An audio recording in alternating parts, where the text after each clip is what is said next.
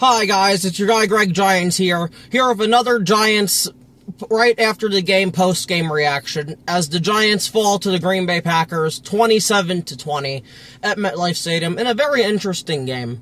I gotta say, I almost hit my score prediction as I predicted the Packers to win 27-17, but the Giants got 3 more points than I thought they were going to, so, I'm not even mad anymore.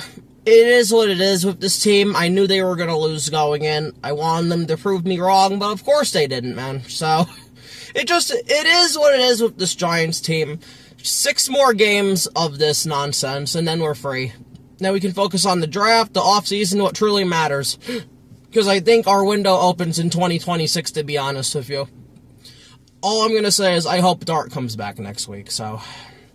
But regardless, though, I'm going to start with the positives. Tyrone Tracy, I thought had an excellent game, to be honest with you. I don't know if he had over 100 rushing yards or not, but I know he had 100 yards from scrimmage. Like, Tracy was just doing everything today. This was his best game of the season, so if we could get more of that from Tyrone Tracy, especially when Dart's in, that would be fantastic. Dart could use the help. Dart can't do everything by himself, so it's nice that Tyrone Tracy stepped up, and hopefully he can keep that consistency going throughout the rest of the season. Devin Singletary Devin Singletary did his thing today, but, it's Devin Singletary's the backup running back for a reason, so. Oh, and also back to Tyrone Tracy for a second, because I forgot. He had a nice 3rd and 13 first down that he was bouncing off of tackles and things on a screen pass. Really, again, I just love to see that from Tyrone Tracy. Jumping into Isaiah Hodgins, who we picked up from the Steelers practice squad. I don't know why we let Hodgins go in the first place. I believe it was after 2022, or it could have been after 2023. Isaiah Hodgins is probably the best wide receiver we have on this roster right now, because Malik Neighbors was out, Darius Slayton was out. Isaiah Hodgins was doing everything. A clutch 4th down catch, a clutch 3rd down catch, Isaiah Hodgins is awesome. I'd like him to stay for the future. He could be a very nice 4th or 5th wide receiver on this team when we improve the wide receiver position, but we better not let Isaiah Hodgins go again, because, he's just awesome. Is he gonna be explosive and give you, those 50, 60-yard plays? No. But he's a guy who's gonna get open, 100% effort, each and every play. When you need Hodgins, he can come up clutch, man. So, thank you to Isaiah Hodgins. Good shit. Just keep playing, but this team better not be stupid and let him go to another team. Theo Johnson is next. Theo Johnson, man, after I ripped him to shreds against the 49ers, he had another great game. He caught everything thrown at him. Again, this is what I want to see from Theo Johnson. He played one hell of a game, man. I love Theo Johnson. This is why I never wanted to give up on Theo Johnson like other Giant fans. Do. He's the perfect size tight end. He can block. Like I said, he really can be Gronkowski of this generation. It all just comes together for him. Just a great job by Theo Johnson today. Daniel Bellinger, more of the same today. Catching, blocking. He had a great block on a run by Tyrone Tracy, which allowed him to go outside to get 5 to 7 yards. If not, he would have probably gotten no gain or a loss on the play. I love our tight ends. I love Theo. I love Bellinger. Just an absolute great job. I wish we could have seen Fedoni, but I guess they just don't want to put him out there yet. But still, excellent job by the tight ends today. The offensive line today. The offensive line did great. I don't know what the stats are going to be, but watching them, the offensive line dominated their defensive line, and the Packers are supposed to have one of the best defensive lines in football, with Micah Parsons, with Rashawn Gary, Devontae Wyatt, all those guys. The offensive line just continues to kick ass, man. Carmen Brusella deserves this credit for real, man. Carmen Brusella is the best position coach that's happened in this Giants organization in a very, very long time. I will say, though, Andrew Thomas had a bullshit holding penalty called against him, and this is the thing I'm getting tired of. They want to call a bullshit holding penalty on Andrew Thomas on 3rd down when it shouldn't have been called in the first place. But they have no problem letting guys hold Dexter Lawrence 2 or 3 or 4 times a game and not calling it. I'm getting tired of double standards, man. Rather call it or don't. It's that simple, because that was not a hold by Andrew Thomas. That was Andrew Thomas whooping fucking Rashawn Gary's ass. That's all that was, man. So, I'm tired of it. And then, Jermaine Illuminor, he gave up a sack to Micah Parsons on that 4th down, but you could argue the ball should have been out, but they'll probably charge him with a sack. I wish on that 4th down play they could have given Jermaine Illuminor help, like a tight end chipping or running back chipping, because that was the matchup I was worried about. But mainly, though, Illuminor was doing his thing. He was shutting him down, and a lot of people were like, it's going to be Thomas versus Parsons. No. It was going to be Illuminor versus Parsons, and I was right. He was lined up on Illuminor's side like 80 to 90%, man, and for most of the game, he couldn't do anything. But this is where the part where I said Jermaine Illuminor is not Andrew Thomas. He did allow that sack on that 4th down. That shit can't happen. But I still love Illuminor, man. Parsons gets like 1 sack, it's whatever. And on the last play of the game, where it took Jameis Winston like 5 hours to throw the Hail Mary, that better not be a charge sack to Andrew Thomas by Parsons. It better not be, because that ball should have been out, and he just held on to it. But I think PFF's smart enough to see that was not Andrew Thomas' his fault. He just had Parsons in the backfield, not being able to do anything, and then when you think the play's over, Parsons ended up just getting to Winston on the last play of the game, which had no chance anyway, but it is what it is, man. So, again, very impressed with the offensive line. I thought John Michael Schmitz had another great game. I saw him pull out and block a defender for Tracy to be able to get the 1st down. Like, John Michael Schmitz has been impressing me. This has definitely been his best year. I just don't know if we're going to re-sign him or not. Again, to be honest with you, if it's a team-friendly deal, I would totally bring John Michael Schmitz back. I think he's earned it. Whether he's going to be the starting center, he could be a backup. I like John Michael Schmitz, so it's nice that he did well. And also, Greg Van Roten on the touchdown run by Singletary completely just bulldozed, I want to say, Devontae Wyatt over, and it was an easy touchdown. It's just nice to see that, so I wanted to give Greg Van Roten some credit, too, because he deserves it. But now, we're going to get to the negatives, man. It's not going to be an individual player for me. This whole defense is the negative, man. This is not a good defense, man.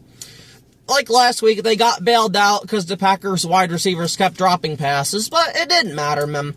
This team gets ran on by everybody, by Josh Jacobs, by Jordan Love, by Malik Willis. It doesn't matter, man. This defense is the biggest sorry excuse of a defense I've ever seen in my life, and frankly, I'm just tired of it, man. It fucking sucks, man.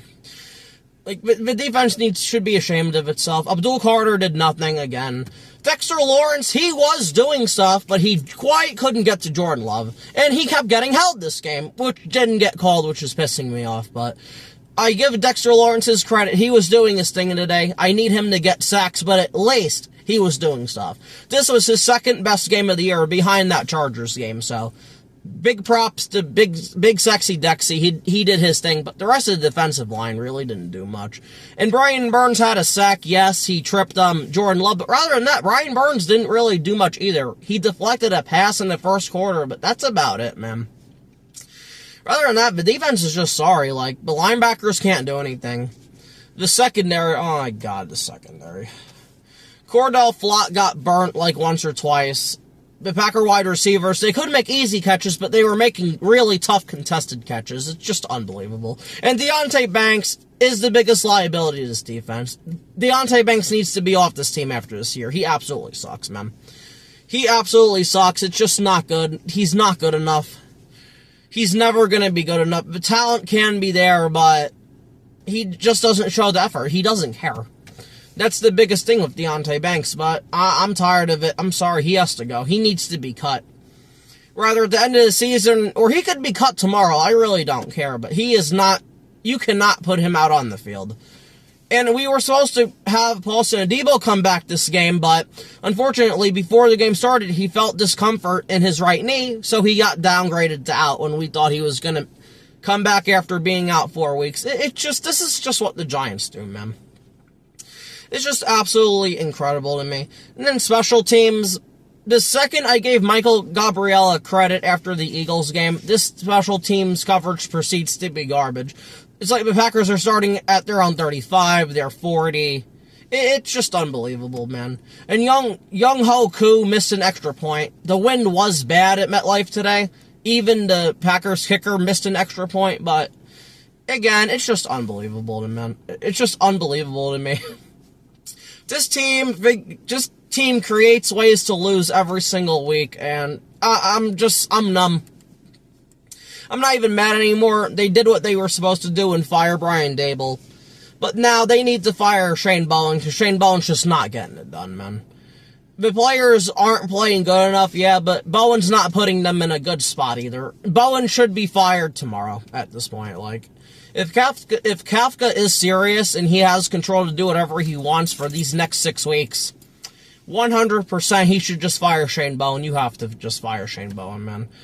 Now, the defense isn't really going to change, and this is what I'm trying to tell people, but at this point, you got to set an example, because this is unacceptable. This Packers offense that hasn't done much in the last few weeks puts 27 points up on this team like it's no problem with ease. And one of the touchdowns, by the way, was orchestrated by Malik Willis, because Jordan Love ended up being out for, like, I want to say 2 drives. Malik Willis goes down the field and gets a touchdown. It's just, this team can't stop anybody. This team couldn't stop me at quarterback. This defense couldn't stop you, the viewer, as the quarterback. It's just a pitiful defense. It's really bad, man.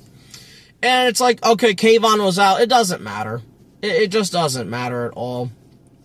And apparently Abdul Carter wasn't on the field for the first drive. I don't know what that was about. But I think the Giants are getting tired of Abdul Carter's bullshit, man, because he's too much of a liability in the run. Like I said, this is why I didn't want Abdul Carter, man. He's too damn light.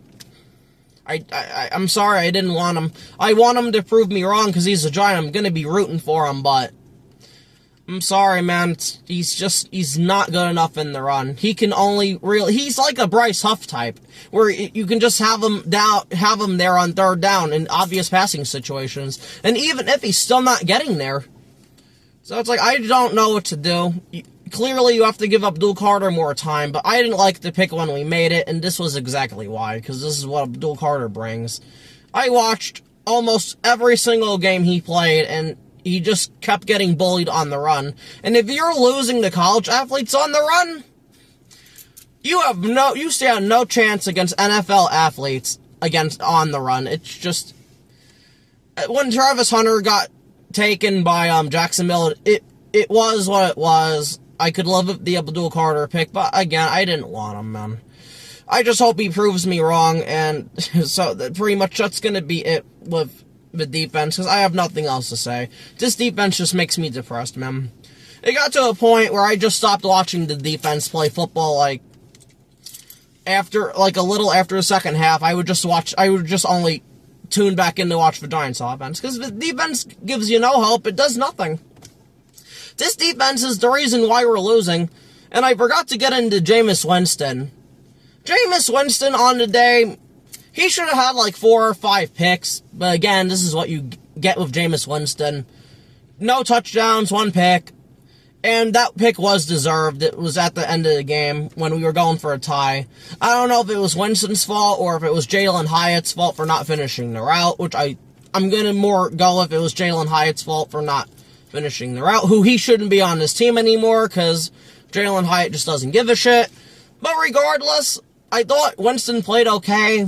He was picking up blitzes, he was making the right reads most of the time, but again, this is what you get with Jameis Winston. He's a gunslinger, he thinks he can put the football anywhere, that's just what you get with Jameis Winston. So I'm not even mad at Jameis Winston at all, even for the pick, because I full-on expected it, and I thought he was going to throw more, and to be honest with you, he should have thrown more. And then, as for Kafka's debut, I thought Kafka did okay. The challenge just pissed me off because he challenged a play in the first quarter that looked like Josh Jacobs stepped out. He didn't. They challenged that. Of course, we got burned of a timeout. And then there was a play. Wandale Robinson had a catch going out of bounds. And they called an incomplete pass, even though it was clearly a catch and he fumbled out of bounds. But Kafka did not challenge that and we had the punt. So, again, it's just 6 more games of this. That's all I'm counting down to. As long as we're competitive in these games, which we've been competitive in, I think, every single game this year. We really haven't gotten blown out. Maybe you could say the 49er game, but even still, the 49ers had to respect us and keep their starters on the field. Same thing with the Eagles in that second game. The Giants were still scoring points, but rather than I thought we've been competitive, but then we play the Lions next week. we go to Ford Field to play the Lions. I hope to God we get Dart back, because Jameis Winston will die next Sunday if he has to play against the Lions. I can't, man. Lord, I miss Jackson Dart so much. I miss Scattaboo. I miss Neighbors. It absolutely sucks that we had to lose those three. But even if we had them, we would still be losing, because this is the defense's fault. It's the players and Shane Bowen. They all suck, man. Lord, though, this is gonna be it for me. This has been your guy, Greg Giants. There's really not much else to talk about. This is just depressing at this point. We're 2-9 again. We're like, I don't know, the third or fourth time in like 5 years. It's just not good, man. So regardless, this has been your guy, Greg Giants. Please like, share, and subscribe. Even comment down below. I really don't care. I just want this to get more traction. And that's gonna be it. Thank you for watching, and peace out.